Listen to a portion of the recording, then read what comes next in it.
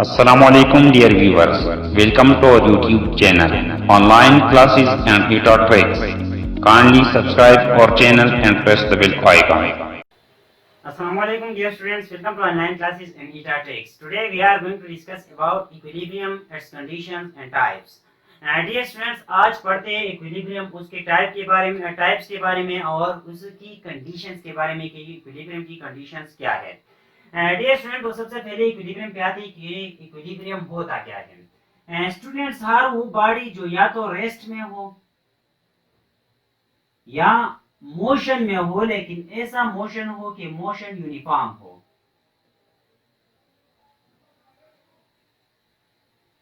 Uniform means के body motion कर रही है तो उसकी वेलोसिटी कांस्टेंट रहती है या उसकी वेलोसिटी जो है वो यूनिफॉर्म रहती है, वेलोसिटी में चेंज नहीं आ रही, तो उस बॉडी को हम कहते हैं कि ये बॉडी जो है ये इक्विलिब्रियम में है।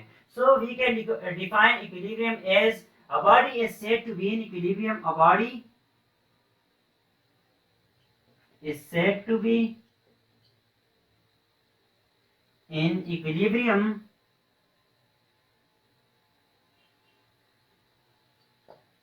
if it is at rest or in uniform motion.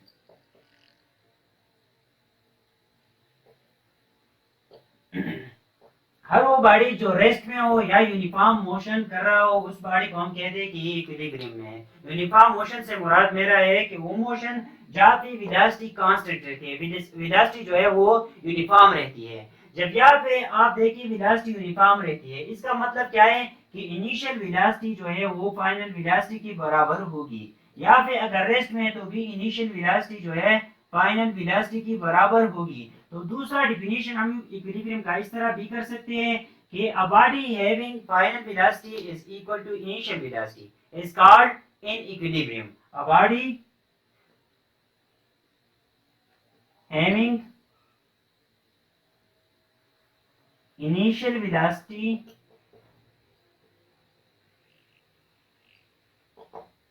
is equal to final velocity is called in equilibrium. And dear students, यहाँ पे अगर आप देखें तो इनिशियल वेलोसिटी और फाइनल वेलोसिटी हमारे पास कांस्टेंट है, सेम है, तो there is no change in velocity. It means change in velocity will be zero for equilibrium. Change in velocity will be zero. If change in velocity is equal to zero, then there will be no acceleration, because acceleration is actually the rate of change of velocity. अगर velocity में change नहीं आ रही तो acceleration भी हमारे पास जो होगा वो जीरो होगा। सो थर्ड डिफिनेशन हम इस तरह भी कर सकते हैं कि a non-accelerating body is called in equilibrium. A non-accelerating body is called in equilibrium. जब एक बॉडी की एक्सीलरेशन हमारे पास जीरो है तो हम कहते हैं कि बॉडी जो है वो इक्विलिब्रियम में है। मैथमेटिकली हम इक्विलिब्रियम इस तरह लिख सकते हैं कि delta V is equal to zero. When delta V is equal to zero then definitely acceleration will be zero. अब डियर स्टूडेंट्स, यहाँ पे पहला जो डिफिनेशन मैंने किया हुआ है, मैंने कहा है कि अ बॉडी इन रेस्ट और इन uniform motion is called equilibrium. तो इस बेस पे हमारे पास इक्विलिब्रियम के दो टाइप्स है, एक है स्टैटिक इक्विलिब्रियम और दूसरा हमारे पास है डायनामिक इक्विलिब्रियम। स्टैटिक इक्विलिब्रियम वो इक्विलिब्रियम होता है जहाँ पे बॉडी रेस्ट में हो। When a body is at rest, and the body is said to be in the state of static equilibrium. Static कहता है रेस्ट को, डायनामिक कहता है मोशन को। और यहाँ पे डायनामिक में जब बॉडी मोशन में होगी विद यूनिफॉर्म वेलोसिटी तो उसको हम कहेंगे डायनामिक इक्विलिब्रियम, यूनिफॉर्म मोशन। यहाँ पे मैं लिख देता हूँ कि a body in uniform motion is called in dynamic equilibrium, uniform motion. And dear students, basic हमारे पास दो टाइप्स थे, वन था स्टैटिक इक्विलिब्रियम, दूसरा हमारे पास था डायनामिक इक्विलिब्रियम। फिर डायनामिक इक्विलिब्रियम के फर्दर हमारे पास दो टाइप्स है, एक है ट्रांसलेशनल इक्विलिब्रियम, दूसरा हमारे पास है रोटेशनल इक्विलिब्रियम। यहाँ पे मैं ए लिख देता हूँ। इसके फर्दर दो टाइप्स हैं, एक है translational equilibrium,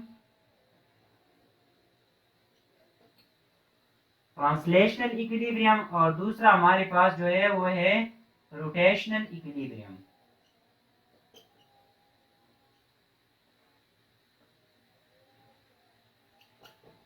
dear students, translational equilibrium, translatory और रोटेटरी मोशन आपने पढ़ा होगा। ट्रांसलेटरी मोशन में हमारे पास बॉडी एक लाइन पे जाती है पूरी की पूरी, मतलब सब पार्टिकल जो है अलोंग द सेम लाइन जा रही होती है। तो यहाँ पे ट्रांसलेशनल मोशन में हमारे पास बॉडी की जो लीनियर वेलोसिटी है वो कांस्टेंट रहती है। जब बॉडी हमारे पास लीनियर मोशन कर रहा है तो हमारे पास जो लीनियर वेलोसिटी होती है वो कांस्टेंट रहती है। इस किस्म के डायनामिक इक्विलिब्रियम को फिर हम कहते हैं translational equilibrium. So we can define translational equilibrium as when the linear velocity of the body remains constant, then it is called translational equilibrium. When the linear velocity of the body remains constant, then it is called translational equilibrium. While when the angular velocity हमारे पास क्या है, जब एक body circle में move कर रही होती है तो उसकी एक वेलोसिटी होती है जिसे हम एंगुलर वेलोसिटी कहते हैं। अब अगर वो एंगुलर वेलोसिटी के साथ एक सर्कल में मूव कर रही है और वो एंगुलर वेलोसिटी जो है वो कांस्टेंट है, तो इस किस्म की इक्विलिब्रियम को फिर हम कहते हैं rotational equilibrium. So here linear velocity is constant in case of translational equilibrium, while in case of rotational equilibrium the angular velocity of the body remains constant. Angular velocity remains constant. Angular velocity remains constant. अब dear students, यहाँ पे ये थे हमारे जो equilibrium और equilibrium के types. अब इक्विलिब्रियम की कुछ कंडीशंस है, दो कंडीशंस है हमारे पास, एक है ट्रांसलेशनल इक्विलिब्रियम के लिए, दूसरा हमारे पास है रोटेशनल इक्विलिब्रियम के लिए। डियर स्टूडेंट्स, पहला जो कंडीशन है, कंडीशन नंबर वन, एक बॉडी कब जो है वो इक्विलिब्रियम में होगी। एक बॉडी तब इक्विलिब्रियम में होगी जब इस पर सब के सब फोर्सेस जो है वो जीरो होंगे। मतलब अगर हम वेक्टर एडिशन ऑफ फोर्सेस करें तो हमारे पास रिजल्टेंट जो आता है वो जीरो के बराबर हो, तो उसको हम कहते हैं कि body is in equilibrium. So we can say that first condition of equilibrium is that the sum of all the forces acting on it will be equal to zero. Sum of all the forces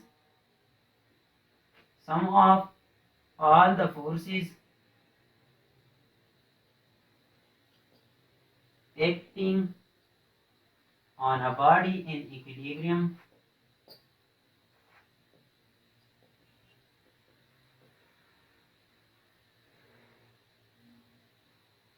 is zero. यहाँ पे आप summation of all forces is equal to zero लिख सकते हैं, या इसको अगर हम स्प्लिट करें तो अपवर्ड जो फोर्सेस होते हैं वो नीचे, डाउनवर्ड जो फोर्सेस होते हैं उसके बराबर होंगे। So we can say that sum of all the forces which are acting upward will be equal to sum of all the forces which are acting downward. इसी तरह जो लेफ्ट साइड से एक्ट कर रहे हैं वो इक्वल होंगे right hand side से, so they will cancel the effect of each other and the resultant force will be equal to zero. So इसको हम इस तरह स्प्लिट कर सकते हैं कि एफ जो है वो लेफ्ट साइड से जो लग रहा है वो हमारे पास इक्वल हो summation of F left is equal to summation of F right. तो इसको हम इस तरह स्प्लिट कर सकते हैं। डियर स्टूडेंट्स, ये कंडीशन जो है ये काफी नहीं है, क्योंकि बाज दफा हमारे पास जो है सम ऑफ ऑल द फोर्सेस जो होती है वो जीरो होती है, लेकिन फिर भी इक्विलिब्रियम जो है बॉडी इक्विलिब्रियम में नहीं होती। हम एक एग्जांपल लेते हैं, सपोज यहाँ पे एक कपल है, F is equal to 5 newton ऊपर की तरफ लग रहा है और यहाँ पे F जो है 5 न्यूटन वो नीचे की तरफ लग रहा है। फिर भी बॉडी जो है वो रोटेशन कर रही है और उसकी वेलोसिटी, एंगुलर वेलोसिटी जो है वो कांस्टेंट नहीं, एंगुलर वेलोसिटी के साथ रोटेशन कर रही है, हालांकि फोर्स जो हमारे पास है वो जीरो है। So we can not say that this condition is sufficient for a body in equilibrium. This condition is sufficient in case of translational equilibrium, but if a body is in rotational equilibrium then this condition is not sufficient. इसलिए हमें एक दूसरी condition की जरूरत है। और दूसरी condition क्या है? दूसरी कंडीशन हमारे पास ये कंडीशन नंबर 2 कि अगर बॉडी कंप्लीट इक्विलिब्रियम में हो तो इस कंडीशन और दूसरी नंबर कंडीशन है, दोनों को जो है वो सेटिस्फाई कर रहा होगा। कंडीशन नंबर 2 हमारे पास क्या है कि sum of all the torque will be equal to zero. Sum of all torques will be equal to 0. Dear students, sum of all torque will be equal to 0. अब dear students यहाँ पे अगर आप देखिए इसका मतलब क्या है कि इस साइड से जो टार्क प्रोड्यूस हो रहा है उस साइड से जो टार्क प्रोड्यूस हो रहा है दोनों बराबर है। It means that summation of all torque produced anti-clockwise will be equal to anti-clockwise will be equal to summation of all the torque producing clockwise. So dear students, यहाँ पे सेकंड कंडीशन हम इस तरह भी देख सकते हैं कि summation of all the anti-clockwise torques will be equal to summation of all the clockwise torque. Dear students, ये कंडीशन जो है ये सिर्फ ट्रांसलेशनल इक्विलिब्रियम के लिए काफी है। अगर बॉडी फुल इक्विलिब्रियम में हो, कंप्लीट इक्विलिब्रियम में हो तो वो इन दोनों कंडीशंस को सेटिस्फाई कर रहा होगा। डियर स्टूडेंट्स, ये था आज का हमारा लेक्चर। अगर किसी पॉइंट की समझ नहीं आई हो तो आप कमेंट बॉक्स में पूछ सकते हैं। इंशाल्लाह I will try my best to answer your questions. Thank you all.